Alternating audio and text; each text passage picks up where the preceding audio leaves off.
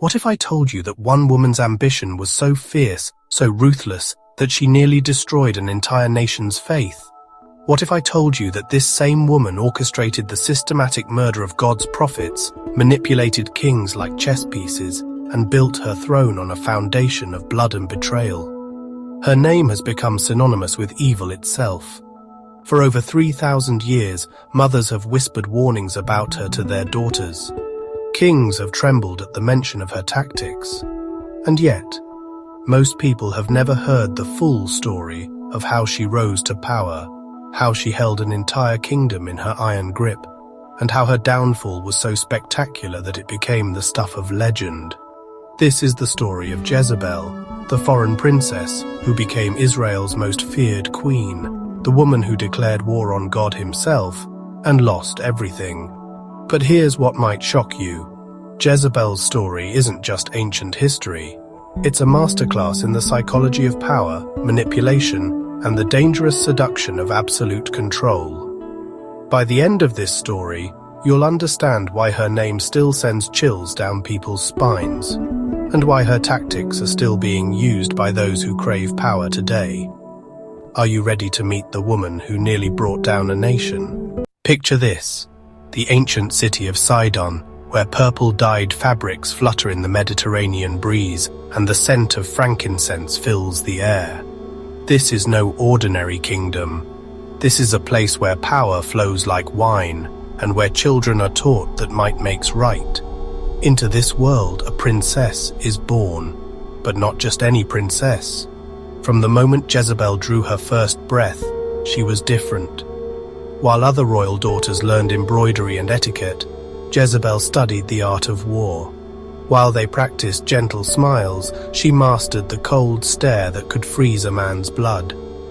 Her father, King Ahab, didn't want a daughter who would be a pretty ornament in someone else's court. He wanted a weapon, and that's exactly what he created. By the age of 16, Jezebel could read a man's ambitions in his eyes. She could identify his weaknesses before he even spoke. She understood that true power wasn't inherited, it was taken. And she was ready to take it all.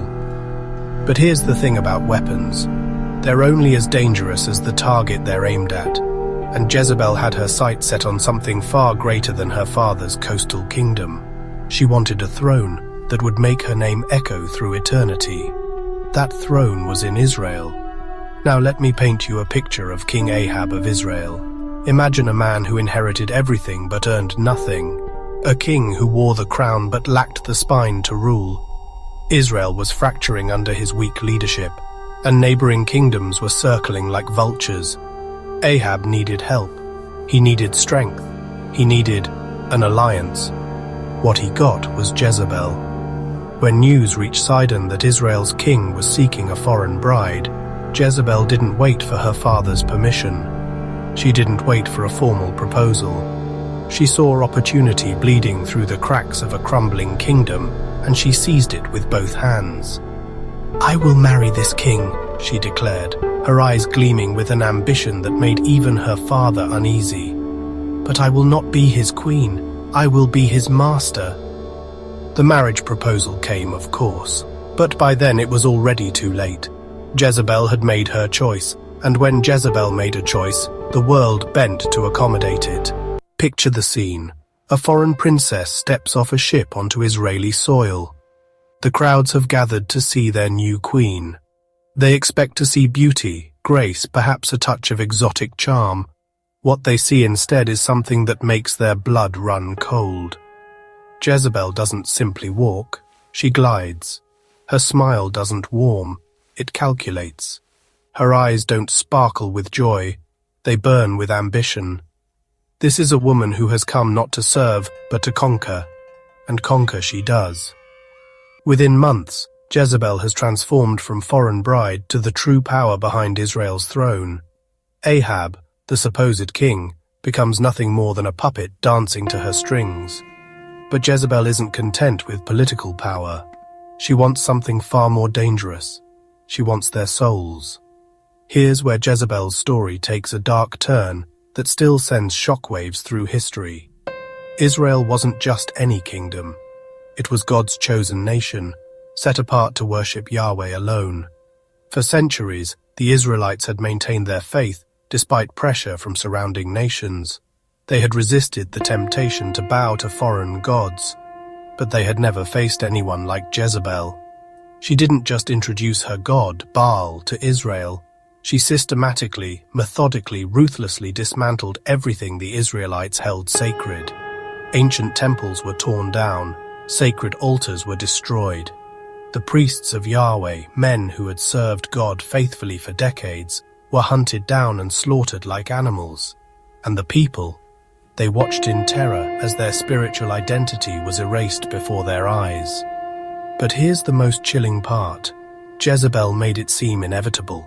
She convinced an entire nation that resistance was futile, that their God had abandoned them, that survival meant submission to her will. This wasn't just conquest. This was psychological warfare on a scale that wouldn't be seen again for centuries. But every tyrant eventually meets their match. For Jezebel, that match came in the form of a man who refused to bow. His name was Elijah. Picture this: a wild-haired prophet emerging from the wilderness, his eyes blazing with divine fire.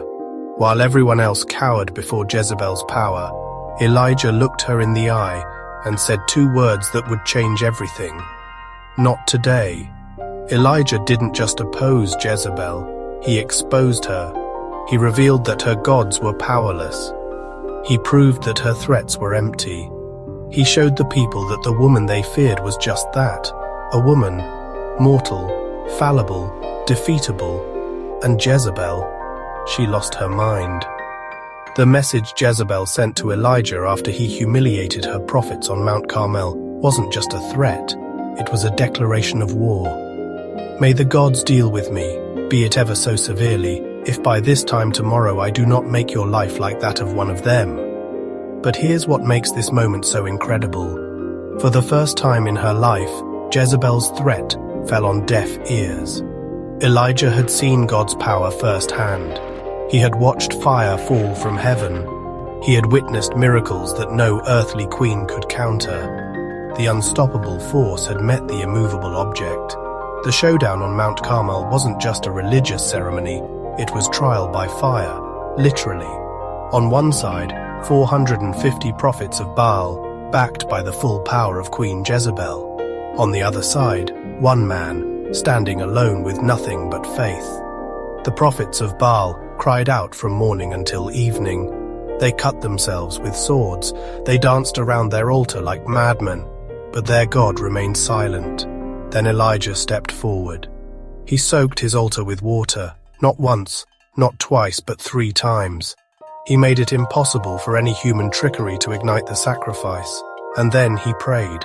The fire that fell from heaven didn't just consume the sacrifice, it consumed the wood, the stones, the water, even the dust around the altar. It was a display of power so overwhelming, so undeniable, that the entire nation fell on their faces.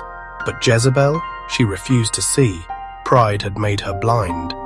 Every empire, no matter how mighty, contains the seeds of its own destruction.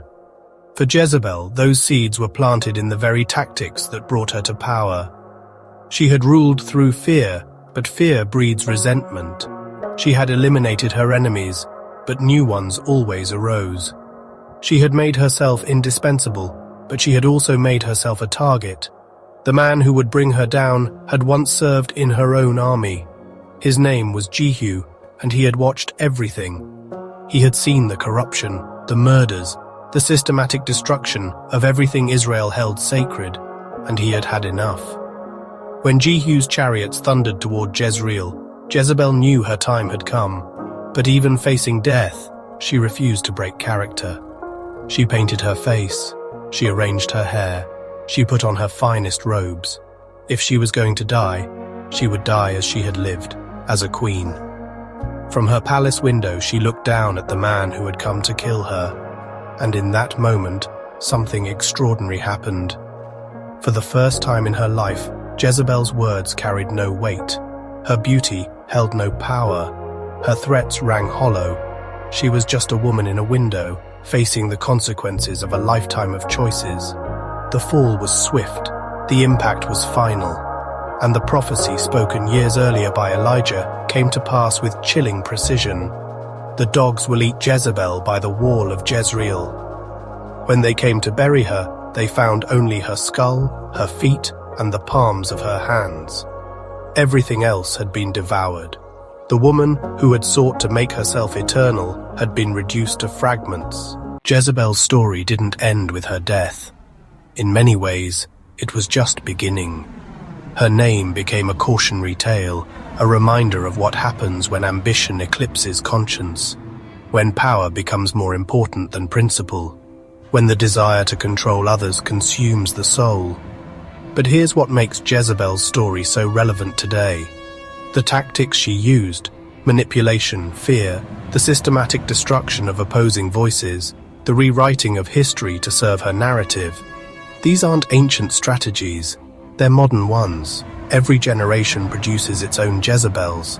People who believe that the ends justify any means, who think that power gives them the right to remake the world in their image, who see other human beings as obstacles to be removed rather than souls to be respected. So what can we learn from the rise and fall of Jezebel? First, that no one, no matter how powerful, is beyond the reach of justice. Second, that the corruption of power isn't just about politics, it's about the human heart. And third, that sometimes it takes just one person, one Elijah, to stand up and say enough. Jezebel thought she could rewrite history. Instead, she became a cautionary tale. She thought she could silence God's voice. Instead, she amplified it. She thought she could build an eternal kingdom. Instead, she built a monument to the danger of unchecked ambition. The question is, what will you build with your life? Will you be remembered as someone who lifted others up, or as someone who tore them down? Will your legacy be one of service or selfishness, of love or fear? The choice, as always, is yours. Because in the end, we all face the same choice Jezebel faced. We can choose to serve something greater than ourselves, or we can choose to serve only ourselves. History will remember which choice we made. If this story has moved you, if it's made you think about power, ambition, and the choices we make, then share it. Let others hear the warning that echoes across the centuries. Subscribe for more stories that reveal the timeless truths hidden in ancient history. And remember, the most powerful weapon against tyranny isn't a sword or an army. It's a person who refuses to bow to what is wrong, no matter the cost. Be that person. Shalom.